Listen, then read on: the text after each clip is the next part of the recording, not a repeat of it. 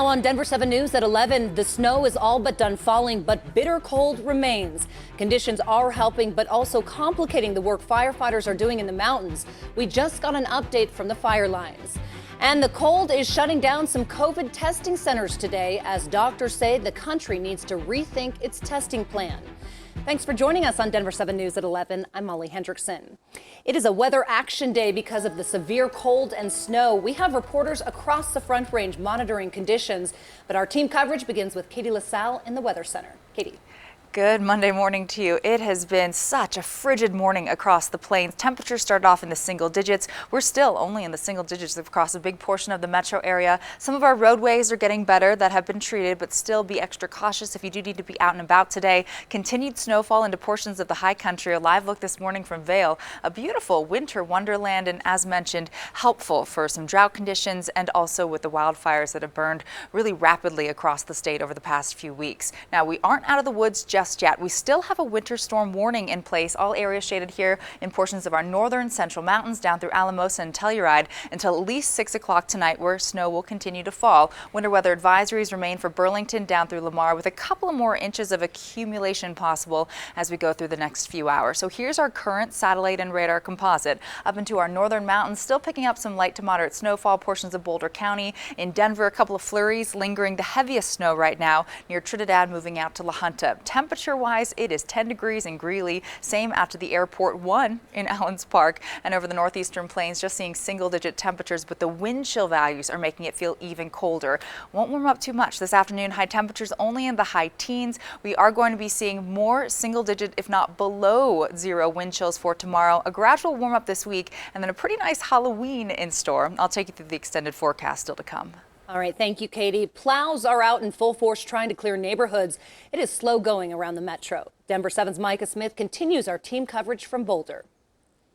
We spent the first half of the day driving all over Boulder, checking out road conditions from Boulder Scenic Overlook down to Pearl Street Mall. Now here we're at Chautauqua Park. Every place we've been this morning, the story has pretty much been the same. Roads have been snow covered, snow packed. Plows have been out and about trying to clear the way, but they had a very tough job ahead of them.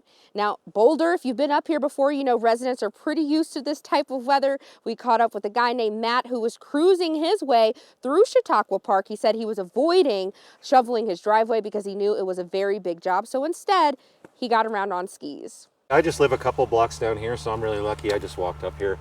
I'll walk back down. I have a lot of shoveling left to do, though. You don't want to wait too long to shovel that driveway, though, because before we know it, this snow will turn into ice. If you're wondering which roads are plowed, which streets are plowed and ready to go, safe for you to take, the city of Boulder does have a tool on its website. You can check out an interactive map there that will show you exactly which streets have already been treated. Reporting in Boulder, Micah Smith, Denver 7. Micah, thank you. Closer to the Cameron Peak fire, the largest fire in state history, burning out of control in Larimer County. People are just glad to have something else falling from the sky that isn't ash. Here's Denver 7's Sean Toll. Up to the north, Fort Collins looks to have gotten about a foot of snow, and Colorado State actually canceled classes for today, so it's very quiet around the campus.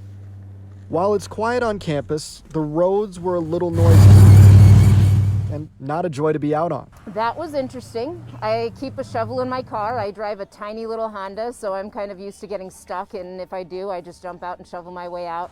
There are a lot of people that were stuck along the sides or getting out of their streets. We saw a few cars stuck alongside the road. Thankfully, Good Samaritans helped pull them out. But this storm isn't unexpected. It's October in Colorado. We always get one around Halloween, towards the end of October. But just to the west is the Cameron Peak and East Troublesome fires, which has Silver Grill Cafe GM Amanda Ulloa in Fort Collins thankful for the blanket of snow. It's definitely lessened the ash that's falling on us for sure. For months, that ash was what was lining the sidewalks and falling from the sky. Last week, in between every corners on the streets, you could see ash build up. We've been constantly sweeping. When people sit on patios, it's been falling into their food. It's been constant for a couple months now. So as this winter weather becomes more normal, she hopes to worry less about the fires and more about navigating the cold at her restaurant. It's going to be a rough winter with that for sure. Hopefully they only continue to see this type of precipitation from the sky. Sean Toll, Denver 7. Here's a look at where our major fires stand right now. The size and containment of the Cameron Peak fire remains unchanged at 208,000 acres. Firefighters increased containment on the East Troublesome fire that's burned more than 192,000 acres. In Boulder County, the size and containment of the Cowwood and Left Hand Canyon fire stayed the same, 10,000 acres and 460 acres respectively. And we want to thank those of you who have already donated to Denver 7 Gives to provide assistance to fire victims. We're working with our partners, the United Way of Larimer County, the Grand Foundation's Grand County Wildfire Emergency Fund, and the Community Foundation of Boulder County. But we want to make it easier for you to donate. In addition to donating to our Denver 7 Gives online campaign, we're staffing a call center tonight during Denver 7 News at 4, 5, and 6. 100% of your donations will go to help those in need.